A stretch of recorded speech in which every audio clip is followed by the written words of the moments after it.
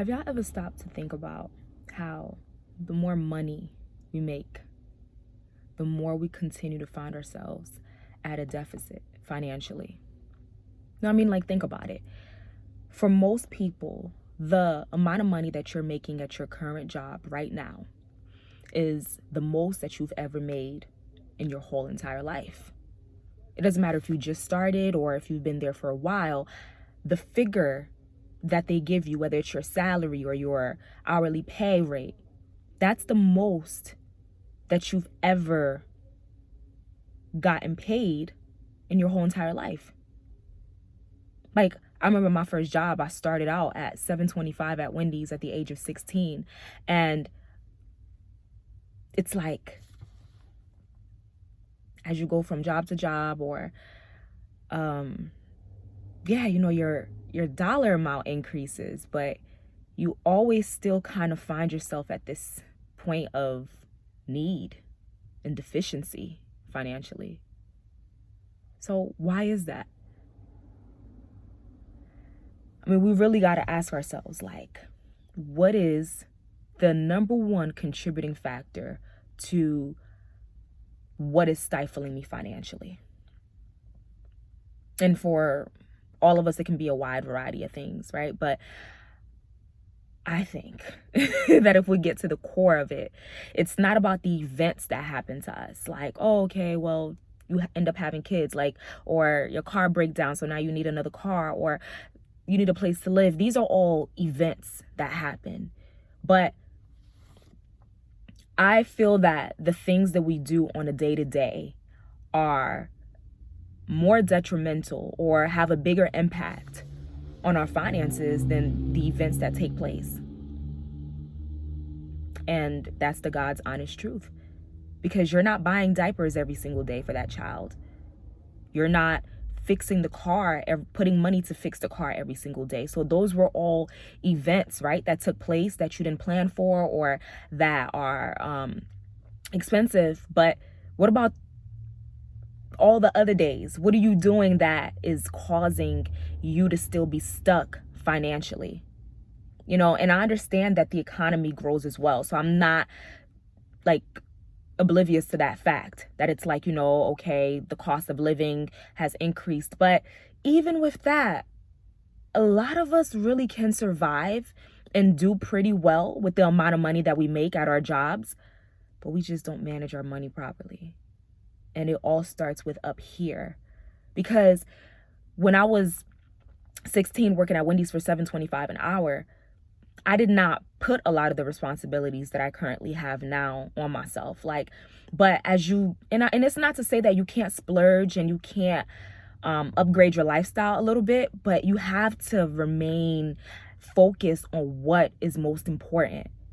Not to try to live above your means. It's like you have your whole rest of your life to live comfortably. So why not let the lead up to that be grinding and be working hard and being intentional about where your money's going and how to manage your money and all of that? Because it doesn't really make sense. We seem very, very foolish as a society, as a people, if we keep making more money, yet we keep being at a lower and lower deficit every single time. Because we really got to start paying attention to those everyday things, like how much money you're spending on food out every day. You might not like to cook, but I'm sure you don't like to work either, but you still get up and do it every day because you want what comes with the job, the money. So it's not about what you like to do, or what you don't like to do. You got to just do what you need to do to survive and to keep your head above water and then some. So it's like, we really got to get out of this state where we're putting more on our plate that we really do not need.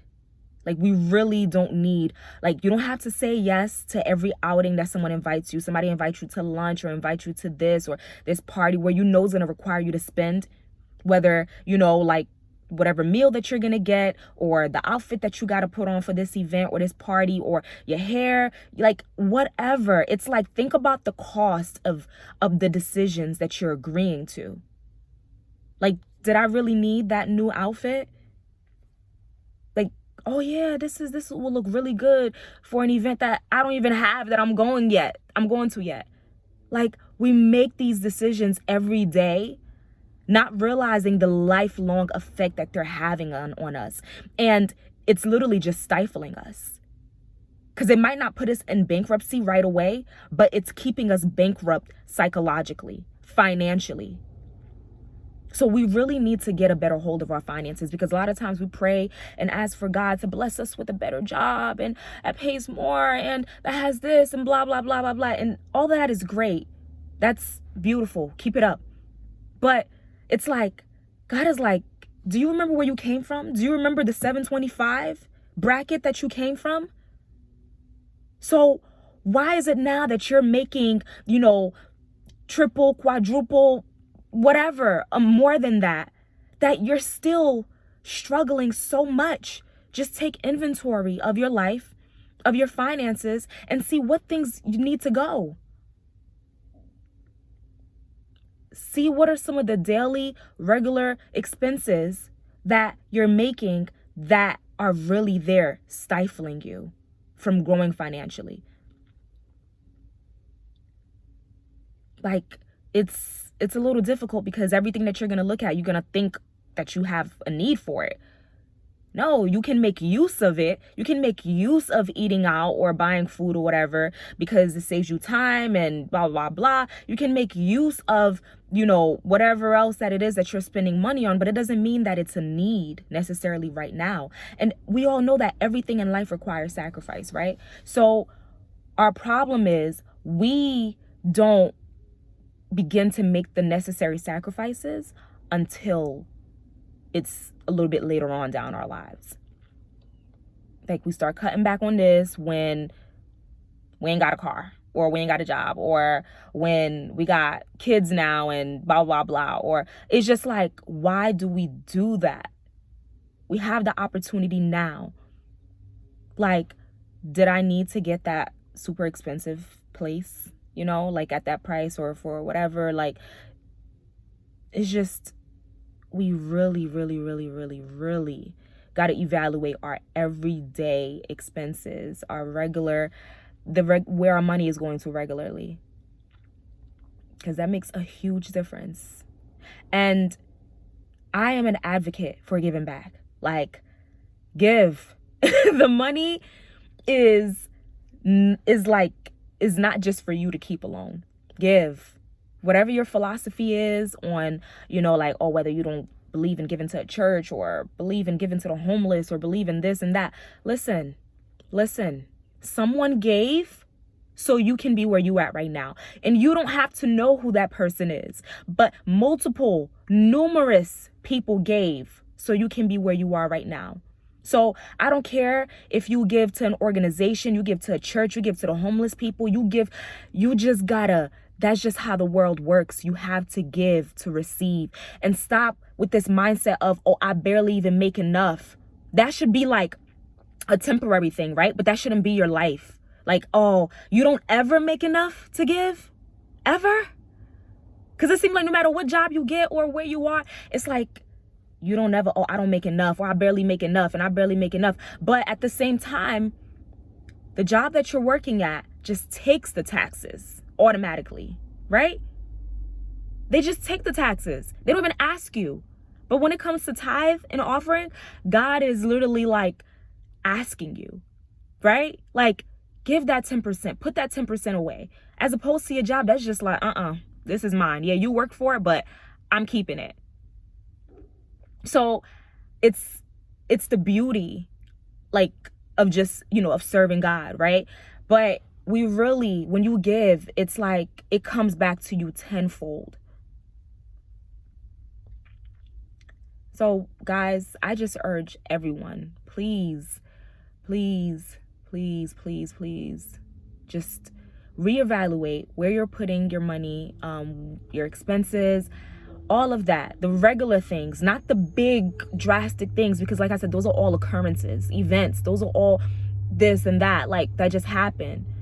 But it's the regular things that you're doing that's keeping you always in need, keeping you always feeling like you have to scratch and claw your way. Some of us make too much money to still be at the deficit state that we're in. And we look at like our jobs or certain job opportunities like, oh, they paying this, so I'm not taking that. Or please, they barely pay enough and this and the third. Okay, but what are you doing with what you have right now that is earning God's trust to be able to to bless you? Like, what are you doing with the amount of money that you have right now that is so stupendous, or that at least shows some potential? You can't go back in the past, right? So let's not even talk about what you have done in the past and how you misused your money. All of us, right? How we've misused our money. So let's not, ponder on the past. But what are we currently doing right now that is proving to God that I am deserving of a pay raise? Like, I need you to upgrade my life financially. I need a job that pays more money. Because if the money that you're making now is more than what you've ever gotten paid in your life from all your previous jobs, and you're still sinking, not because the pay isn't enough, but because you're spending, your mindset, your financial literacy is so below level that it's like, why then would God trust you with more? Like, why? You finish giving your child an allowance of $20 or whatever, and now they're asking you for $50, but they don't have anything to show for the $20 that you gave them. What did you do with what I gave you? What do you have to show for it? So that's it. I just ask that, we all just wake up, track our spending, write it down. As tedious and insignificant as it may seem, write it down so at least you get a visual and you can see what is really hurting you the most, and then you can start to do something about it and stop just looking around and waiting for God to just bless you with something, or for you to just land this big job with this big pay and whatever. No, that's not, it hasn't worked then, it hasn't happened yet. So why are we still waiting on this fantasy that's just gonna make our life magically fix itself? It starts in your mind. Okay? Again, don't forget to subscribe, like, share, and comment. See you on the next one.